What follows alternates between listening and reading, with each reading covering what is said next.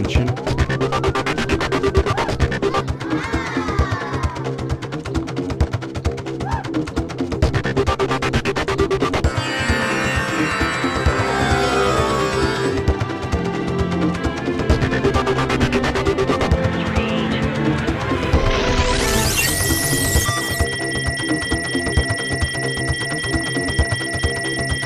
Yes.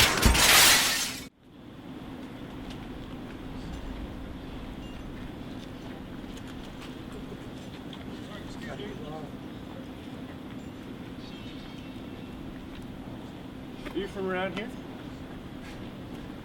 You know what? The first time I had poutine was 5 years ago. I've always known it as chips, cheese and gravy. I'm not from around here. Actually, in fact, when I was ill as a kid, I wasn't drinking ginger ale and digesting Tums. I was told to eat an handful of grate and put on a stiff upper lip. See, where I come from, dinner is actually your lunch, and tea is your dinner. And breakfast, oh, don't even get me started on breakfast. How would you like your eggs today? Easy, over easy, hard boiled, sunny side up, poached. Oh, it's enough to stun you to silence. Cup of tea will do, fine, thanks. Yeah, cheers. Here's that and I'll be chuffed to bits, happy as a pig in muck. That's really happy for the uninitiated. And by the way, we pull our milk straight out of cow, not a chuffing plastic bag. Where I come from, questions are actually questions, not just inflections. And it's not A, it's eh. What do you think on that, eh? To touch on the finer points of pronunciation, it's not pita bread, it's pita bread. And it's zebra, not zebra.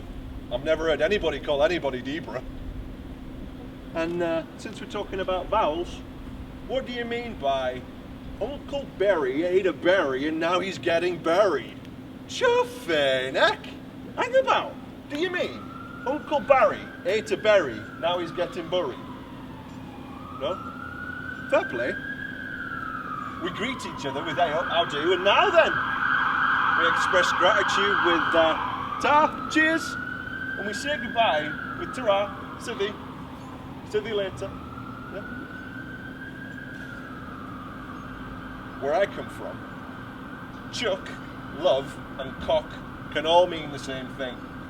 I'll give you an example, right? Hey up, Chuck. How do, love? You're right, old cock. See? Alright, let's say you're in a bad mood, right? Then, either you're a mardy bum, or you've got face on. My sister Grace, oh, she was the queen of this growing up. It'd go like this, right? Oh, what's up with Grace? Oh, I don't know, but she's got a reet face on. She's a reet mardy bum. Then my mum would usually chime in, right? My mum. And she'd come along and she'd be like, oi, stop being so mean to Grace, pack it in. And then we get into trouble. And speaking of trouble, whenever we were in doghouse as kids, my brother would always, and I mean always, blame it on me, my son, and our kid's brother. That's me, myself, and I, in other words. And let's just say that you were involved in some underhanded business, right? Not that you would be, because you're a lovely person and all. But let's just say, for the sake of argument, you were, right? You would be califudging. That's right, califudging. One word, it's a verb, califudging. So the next time you see someone being a bit tad naughty, just tell them, oi, stop califudging, pack it in. Right? See, if you don't know Pythagoras here, you're a dumbass. There, you're just daft as a brush. Home for me is actually more north than the true north, if the true north is where we stand. And while here we celebrate 4 definite pronounced seasons, there you enjoy a glorious 3-day summer. And anything above 8 degrees Celsius is known as shorts weather. See, where I come from is home to Downton Abbey, Britain's first ever footy club, Sheffield! Not to mention Britain's oldest pub, 953 AD. Knocking on a bit, that. We're actors, athletes, thieves, poets, You know bloody nothing. We're the real Jon Snow. And though we did not set the months, it's our girls on the calendar, eating the toast with a bit of butter jam. I'm from the wrong side of the roses. Well, the one that lost the war. The white one. Not the red. Before Richard lost his head. War of the Roses. Since we're talking about history, what do you ever heard of bonfire? Look at that. You know, remember the 5th of November. Gunpowder treason and what? Also known as Guy Fawkes Night. No? Alright, well he's one of ours too. Tried to blow up Parliament, didn't he? And take care with it. Almost succeeded too, till his mate jobbed him in for Califudging. So much for power tip people, stick it to man. Do you know, kids are still burning human effigies of Guy Fawkes to this day.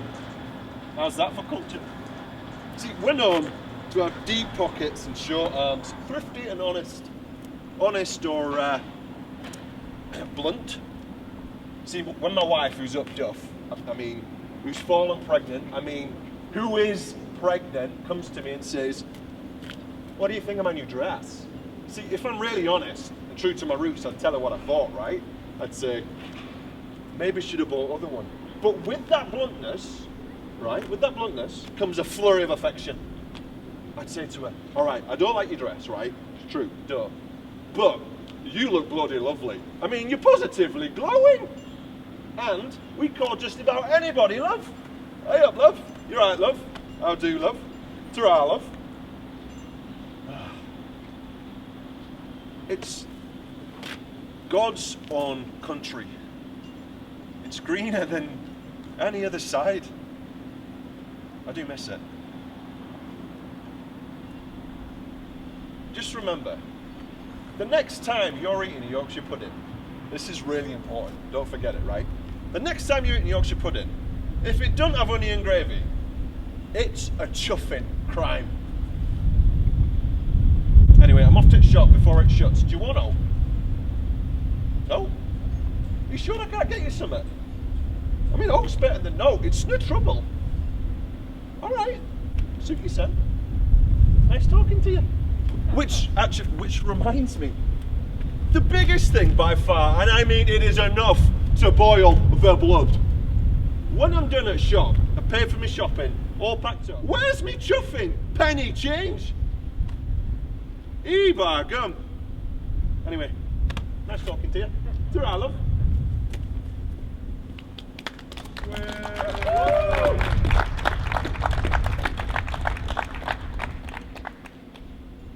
I just wanted to know if he was from Kitchener.